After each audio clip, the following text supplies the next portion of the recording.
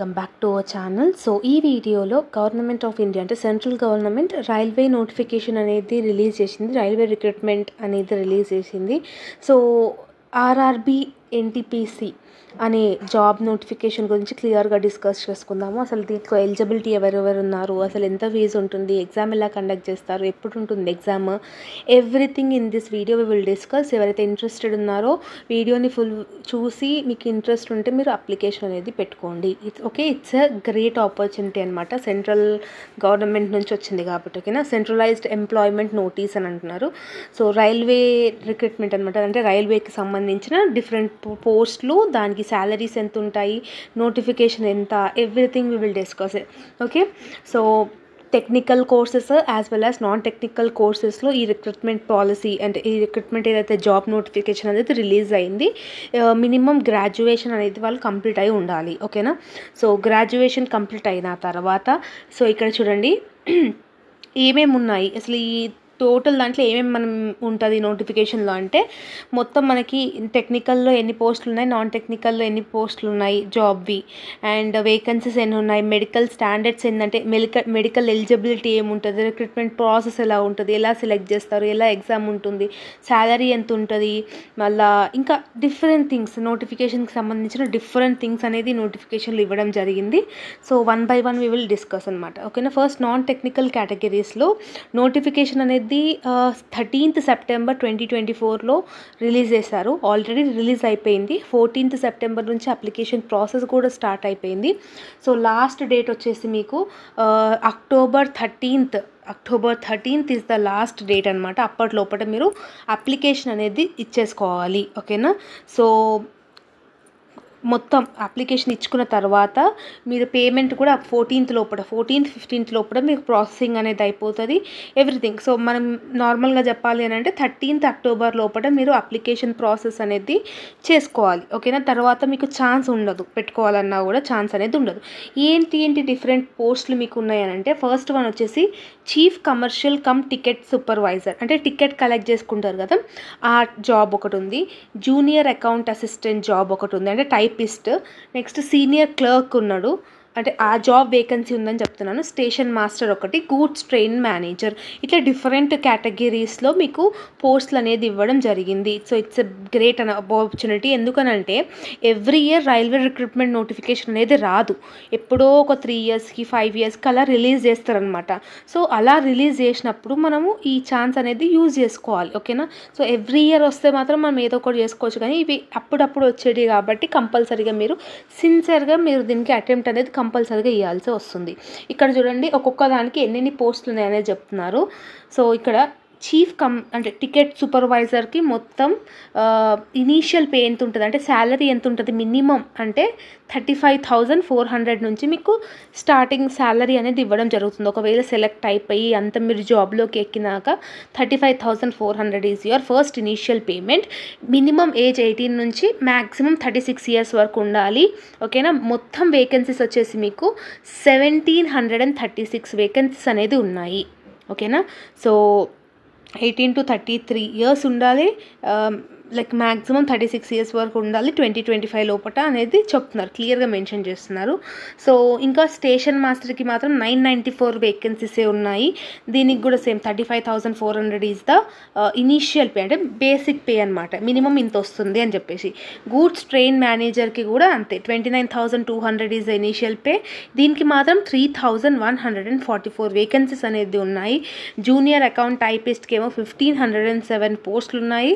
And clerk ఎంత ఉన్నాయంటే 734 పోస్టులు ఉన్నాయి. అంటే మొత్తం ఈ గవర్నమెంట్ అంటే ఈ సెంట్రల్ రైల్వే రిక్రూట్మెంట్ అనేది 8,113 పోస్టులు అనేది రిలీజ్ చేసింది. ఓకేనా. సో ఇది ఈ నోటిఫికేషన్ వచ్చేసి సో చాలా మంచి ఆపర్చునిటీ అనమాట.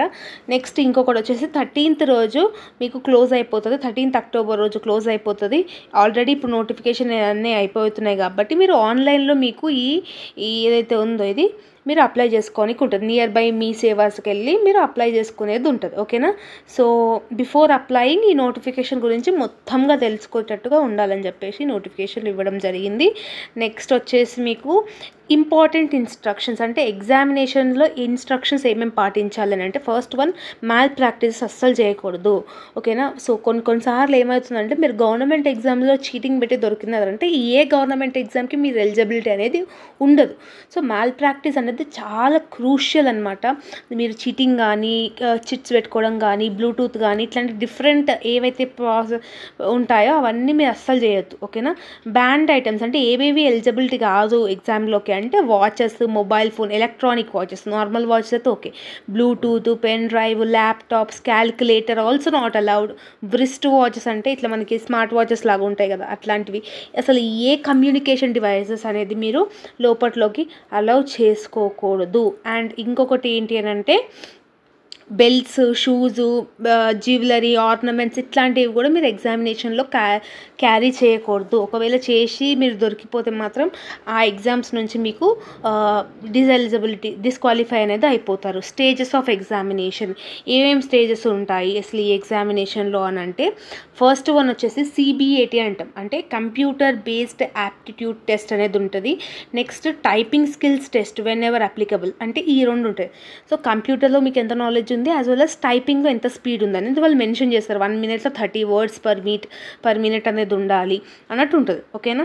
నెక్స్ట్ ఇంకొకటి వచ్చేసి short listing for various stages. So ఇది మొత్తం ఇప్పుడు ప్రజెంట్ అయితే అవసరం లేదు. నెగిటివ్ మార్కింగ్ అయితే ఉంది, CBTకి అనేది ఉంది, అంటే కంప్యూటర్ బేస్డ్ అనేది అయితే ఉందని చెప్పినాను, దానికి మాత్రం నెగిటివ్ మార్కింగ్ అనేది ఉంది. నెగిటివ్ మార్కింగ్ అంటే ఏంటంటే 1/3 అనేది ఉంది. ఫర్ ఎగ్జాంపుల్ ఒక వన్ క్వశ్చన్ మీకు 2 marks క్యారీ అవుతుందని అనుకోండి. సో 1 క్వశ్చన్ మీరు అటెంప్ట్ చేస్తే 2 marks క్యారీ అవుతుంది. సో ఆ క్వశ్చన్ మీరు అటెంప్ట్ తప్పు ఆన్సర్ చేసినారు అనుకో, 2 × 1/3 చేస్తే ఎంతైతే వస్తుందో ఆ అమౌంట్ అది మార్క్స్ ఎంతైతే ఉన్నాయో అది మార్క్ చేస్తారు, నెగిటివ్ మార్కింగ్ అంటారు. సో తప్పు రాస్తే 1/3 of the each question answer అనేది మీకు రాంగ్ ఆన్సర్లోకి కన్వర్ట్ అయిపోతుంది. ఓకేనా. సో అందుకని నెగిటివ్ మార్కింగ్ ఉంది కాబట్టి చాలా జాగ్రత్తగా రాయాలి. ఓకేనా. నెక్స్ట్ ఈ PDF నేను ఆల్రెడీ మన టెలిగ్రామ్ గ్రూప్లో అప్లోడ్ చేస్తాను. సో గ్రూప్లో జాయిన్ అవ్వని వాళ్ళు ఉంటే జాయిన్ అవ్వండి. సింపుల్గా మన ఛానల్ నేమ్ టైప్ చేసినా కూడా మీకు ఈజీగా వచ్చేస్తుంది. ఓకేనా. సో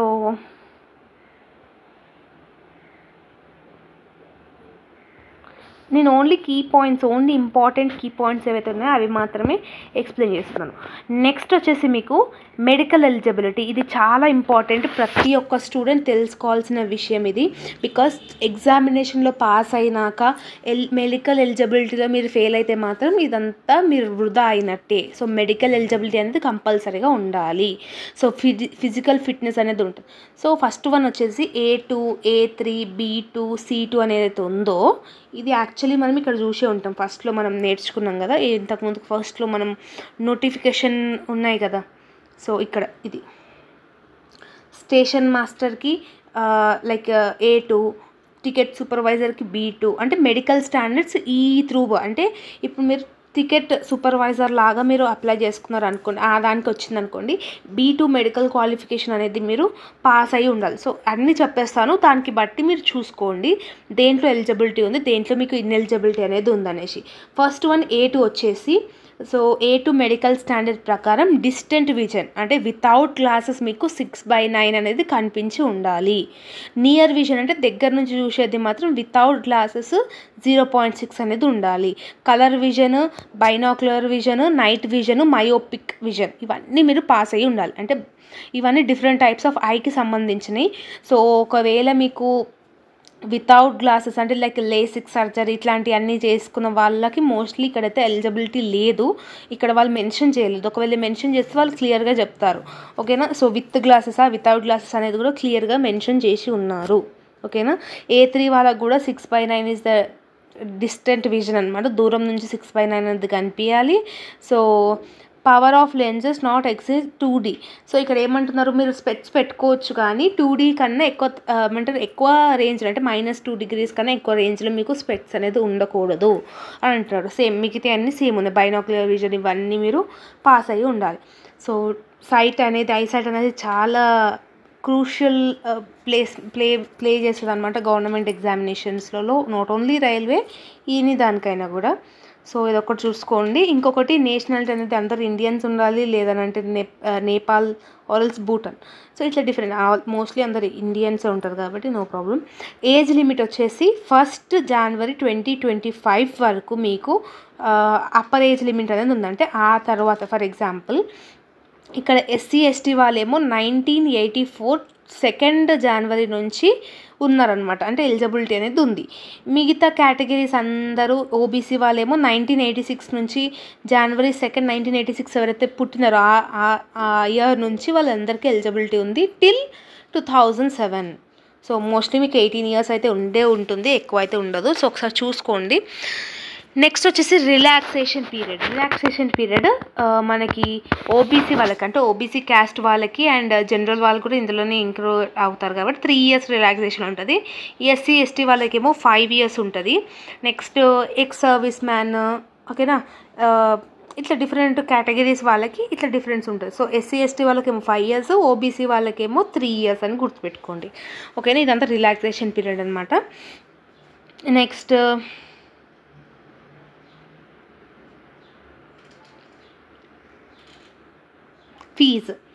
ఎగ్జామినేషన్ ఫీజు ఎలా ఉంటుందని ఇది చాలా జాగ్రత్తగా వినండి. క్యాండిడేట్స్ అంటే ఓబీసీ కానీ ఓసీ కానీ ఇట్లా జనరల్ కేటగిరీ ఓబీసీ వాళ్ళు ఎవరైతే ఉన్నారో వాళ్ళందరికీ 500 అనేది ఫీజు అనేది ఉంటుంది, అప్లికేషన్ ఫీజు. ఒకవేళ ఈ 500 మీరు ఫస్ట్ ప్రిలిమినరీ ఎగ్జామినేషన్కి అటెంప్ట్ అయినారు అనుకోండి, 400 మీ బ్యాంక్లోకి రీఫండ్ అయిపోతుంది. అంటే మీరు ఎగ్జామినేషన్కి అటెండ్ అవుతే మాత్రం 400 రీఫండ్ అవుతుంది, అటెండ్ కాకపోతే మీరు 500 పోయినట్టే. అదే ఎస్సీ ఎస్టీ వాళ్ళకేమో SC ST, ex service man, transgenders ఇట్లా డిఫరెంట్ కేటగిరీస్ ఉన్న కమ్యూనిటీస్ వాళ్ళందరూ 250 అనేది వాళ్ళు ఛార్జ్ చేస్తున్నారు. ఒకవేళ మీరు ఎగ్జామినేషన్కి అటెండ్ అయితే 250 అనేది మీకు రీఫండ్ అయిపోతుంది. ఓబీసీ వాళ్ళకేమో 500లో 400 అనేది రీఫండ్ అయిపోతుంది. సిబిటీ ఎగ్జామ్కి మీరు అటెండ్ అయితే, ప్రిలిమినరీ ఎగ్జామినేషన్కి మీరు అటెండ్ అయితే. నెక్స్ట్ ఆన్లైన్ ఫీ అనేది మీరు ఆన్లైన్ మోడ్గా మీరు పే చేసుకోవచ్చు. క్లోజింగ్ డేట్ అనేది చెప్పాను కదా, సో మోస్ట్లీ 13th అక్టోబర్ వరకు మీకు లాస్ట్ ఉంటుంది. ఫీ పేమెంట్ది మాత్రం 15th వరకు మీకు ఛాన్స్ అనేది ఉంటుంది, ఓకేనా. నెక్స్ట్ వచ్చేసి ఇవి మెయిన్ కీ పాయింట్స్ అనమాట ఇవన్నీ. సో మీరు దగ్గరలో ఉన్న మీ సేవకు కానీ ఇట్లా అటెండ్ అయ్యి మీరు చూసుకోండి, ఓకేనా. సో ఇవన్నీ ఇన్స్ట్రక్షన్స్ అనమాట, నాట్ మచ్ ఇంపార్టెంట్. ఒకవేళ మీకు పీడిఎఫ్ అయితే ప్రొవైడ్ చేస్తాను, మీరు అన్నీ చదువుకుంటా అంటే చదువుకోండి, ఇట్స్ వెరీ మచ్ ఇంపార్టెంట్ అనమాట. సో ఇప్పుడు అంతా ఎక్స్ప్లెయిన్ చేస్తే మాత్రం వీడియో 1 hour లెంత్ కన్నా వెళ్ళిపోతుంది కాబట్టి ఓన్లీ మెయిన్ పాయింట్స్ ఏవైతే ఉన్నాయో అవి మాత్రమే నేను ఎక్స్ప్లెయిన్ చేయడానికి ట్రై చేస్తున్నాను, ఓకేనా. నెక్స్ట్ వచ్చేసి ఫస్ట్ స్టేజ్ అంటే సిబిటి ఎగ్జామ్ అనేది ఎలా ఉంటుందంటే మొత్తం మీకు మల్టిపుల్ చాయిస్ క్వశ్చన్స్ అనేది ఉంటుంది. టోటల్ 100 క్వశ్చన్స్ వాళ్ళు అడుగుతారు. 90 minutes అనేది టైం డ్యూరేషన్ ఉంటుంది. ఇందులో 100 క్వశ్చన్స్లో ఎక్కడెక్కడ నుంచి క్వశ్చన్స్ వస్తాయి అంటే జనరల్ అవేర్నెస్ అనేది, జనరల్ సబ్జెక్ట్స్ నుంచి మీకు 40 క్వశ్చన్స్ వస్తాయి. మ్యాథమెటిక్స్ నుంచి 30 క్వశ్చన్స్ అడుగుతాడు. జనరల్ ఇంటెలిజెన్స్ అండ్ రీజనింగ్ నుంచి 30 క్వశ్చన్స్ అడుగుతాడు. మొత్తం 100 క్వశ్చన్స్ అనమాట. ఈ 100 క్వశ్చన్స్లో నెగిటివ్ మార్కింగ్ ఉంటే 1/3 మార్క్స్ అనేది మీకు ఈచ్ రాంగ్ ఆన్సర్కి మీకు కట్ అయిపోయి ఉంటుంది, ఓకేనా. టోటల్ 90 minutes 100 క్వశ్చన్స్ అనమాట. ఇది ఫస్ట్ ఎగ్జామినేషన్లో క్వాలిఫై అయిన వాళ్ళు సెకండ్ ఎగ్జామినేషన్కి ఎలిజిబిలిటీ అనేది ఉంటుంది. సో మ్యాథమెటిక్స్లో ఏమేమి టాపిక్స్ నుంచి క్వశ్చన్స్ వస్తాయి అని అంటే number system, decimals, fractions, LCM, HCM, ratio and proportions, ఇట్లా డిఫరెంట్ సిలబస్ కంటెంట్ అనేది ఉంది. సో ఈ కంటెంట్ని మీరు స్క్రీన్ షాట్ తీసుకొని ఈ టాపిక్స్ మీద మీరు రివిజన్ అనేది స్టార్ట్ చేయండి, ఓకేనా. జనరల్ అవేర్నెస్ ఏమేమి టాపిక్స్ నుంచి మీకు క్వశ్చన్స్ అడిగే ఛాన్స్ ఉందని చెప్పేసి క్లియర్గా వాళ్ళు మెన్షన్ చేసి ఉన్నారు, ఓకేనా. సో మినిమం పర్సంటేజ్ ఎంత రావాలి అని అంటే ఓబీసీ వాళ్ళకేమో 30% ఆఫ్ ది థింగ్ అనేది 40%, 30% ఆఫ్ ది థింగ్ అనేది మీకు కరెక్ట్ అయి ఉండాలి, ఆన్సర్స్ అనేది కరెక్ట్ అయి ఉండాలి. Next second stage CBT second స్టేజ్లో అంటే ఫస్ట్ స్టేజ్లో క్వాలిఫై అయిన వాళ్ళు సెకండ్ స్టేజ్కి ఎలిజిబిలిటీ అనేది ఉంటుంది. ఇందులో కూడా 90 minutes ఉంటుంది. జనరల్ అవేర్ నుంచి 50 క్వశ్చన్స్ అడుగుతాడు, మ్యాథమెటిక్స్ నుంచి 35 అడుగుతాడు, జనరల్ ఇంటెలిజెన్స్ అండ్ రీజనింగ్ నుంచి 35 అడుగుతాడు. కానీ టోటల్ వచ్చేసి మీకు 120 క్వశ్చన్స్ అనేది ఉంటుంది. ఇంతకు ముందుకు 100 ఉండే, ఫస్ట్ స్టేజ్లో. సెకండ్ స్టేజ్లో వచ్చేసరికి మీకు 120 క్వశ్చన్స్ అనేది ఉంటుంది, 90 minutes టైం డ్యూరేషన్ అనేది ఉంటుంది. సో ఇది డిఫరెన్స్ అనేది మాట. సేమ్ రిమైనింగ్ సిలబస్ సేమ్ ఉంటుంది, నెగిటివ్ మార్కింగ్ కూడా సేమ్ ఉంటుంది. ఓకేనా. సో ఇదొకటి.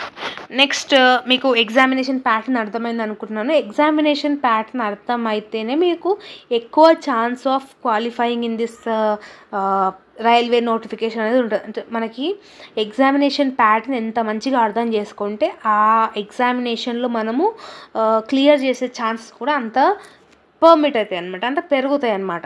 నెక్స్ట్ టైపింగ్ స్కిల్స్ వచ్చేసి ఇక్కడ వాళ్ళు కూడా మెన్షన్ చేస్తున్నారు. టైపింగ్ స్కిల్స్ వచ్చేసి 25 words per minute. ఓకేనా. సో 30 words per minute ఏమో ఇంగ్లీష్లో, 25 words per minuteలో 25 words ఏమో హిందీలో. అంటే హిందీలో అయినా టైప్ చేయొచ్చు, ఇంగ్లీష్లో అయినా టైప్ చేయొచ్చు. సో 30 words అనేది 1 minuteలో మీరు 30 words అనేది టైపింగ్ స్పీడ్ అనేది ఉండాలి ఇంగ్లీష్లో. ఇది ఒకటి చాలా important. Next document verification. So document verification అంటే మీరు అన్నీ పాస్ అయితే, స్టేజ్ 1 స్టేజ్ 2 పాస్ అయితే మీకు ఉంటుందన్నమాట.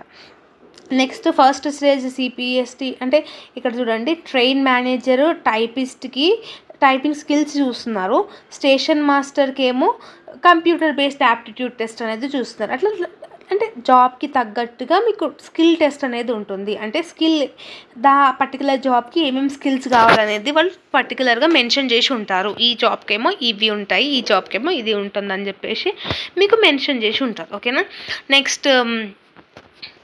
నెక్స్ట్ ఇంపార్టెంట్ ఏంటి అని అంటే ఇదంతా డాక్యుమెంట్ వెరిఫికేషన్. ఫస్ట్ మీరు ఇవన్నీ పాస్ అయినాకనే కదా సెకండ్ థింగ్ అవన్నీ చూసుకోవచ్చు. అప్పుడు మనకి క్లియర్గా ఇన్స్ట్రక్షన్స్ అనేది ఇస్తారు. అండ్ ఎగ్జామినేషన్స్ అనేది మీకు సెంటర్ మీ ఎవ్రీథింగ్ అన్నీ మీరు ఇచ్చే ఫోన్ నెంబర్కి, మీ ఈమెయిల్ ఐడికి దీనికి వస్తుంది కాబట్టి ఇవన్నీ చూసుకోవచ్చు. అండ్ ఇక్కడ వాళ్ళు మెన్షన్ చేస్తున్నారు సికింద్రాబాద్కి కానీ, ఇప్పుడు మన దగ్గర ఉన్నది సికింద్రాబాద్ వస్తుంది, మళ్ళీ హైదరాబాద్ కానీ ఇట్లాంటి దానికి numbers, website telephonic numbers. It's not that much important. So ఇవన్నీ కీ పాయింట్స్ అన్నమాట. ఇక్కడ వార్నింగ్ అనేది కూడా ఇచ్చినారు.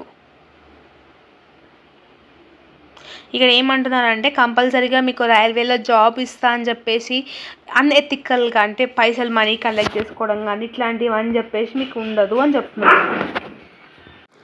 సో ఇది వచ్చేసి SC/ST వాళ్ళకి ఫామ్ అంటే క్యాస్ట్ సర్టిఫికేట్ ఫామ్ అనేది ఉంటుంది. OBC అండ్ జనరల్ వాళ్ళకేమో ఇదన్నీ మనకి నాట్ దట్ మచ్ ఇంపార్టెంట్. ఇవన్నీ డిక్లరేషన్ ఫామ్. సో మీరు ఏదైతే సర్టిఫికేట్స్ ఇవన్నీ మీరు ప్రొడ్యూస్ చేస్తున్నారో అవన్నీ మీరు కరెక్ట్గా అని చెప్పేసి మీ సిగ్నేచర్ ప్లస్ మీ నేమ్ ఎవ్రీథింగ్ అనేది ఉంటుంది.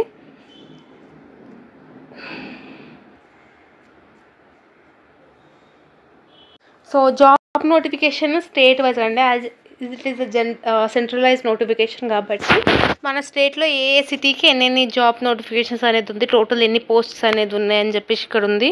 సో ఇక్కడ OBC వాళ్ళకేమో 101, టోటల్ వచ్చేసి మన సికింద్రాబాద్ వస్తుంది కాబట్టి హైదరాబాద్కి మాత్రం. సో 478 పోస్టులు అనేది ఈ సికింద్రాబాద్ దిక్కు ఉండే తెలంగాణలో ఉన్న ఎవరైతే ఉన్నారో తెలంగాణ ఆంధ్రప్రదేశ్లో వాళ్ళందరికీ ఇక్కడ వస్తుందన్నమాట. 478 పోస్టులు ఉన్నాయి. సో క్యాస్ట్ వైజ్గా ఎంతెంత ఉన్నాయి, ఎన్ని పోస్టులు ఎలిజిబిలిటీ అనేది ఉందని చెప్పేసి కూడా ఇక్కడ క్లియర్గా మెన్షన్ చేసి ఉన్నారు. రిమైనింగ్ సిటీస్లో కూడా ఉన్నాయి, కానీ ఇవన్నీ మీరు PDFs అనేది మన టెలిగ్రామ్ గ్రూప్లో ప్రొవైడ్ చేస్తాను. ఎవరికైతే ఇంట్రెస్ట్ ఉందో వాళ్ళు చూసుకోండి. ఓకేనా. సో ఇది రైల్వే రిక్రూట్మెంట్ నోటిఫికేషన్ డీటెయిల్స్. ఇంకేమైనా డౌట్స్ ఉంటే మాత్రం కమెంట్ సెక్షన్లో కమెంట్ చేయండి. So this is all about the video. If you like this video, then do like, share, comment and subscribe to our channel and share with all your friends.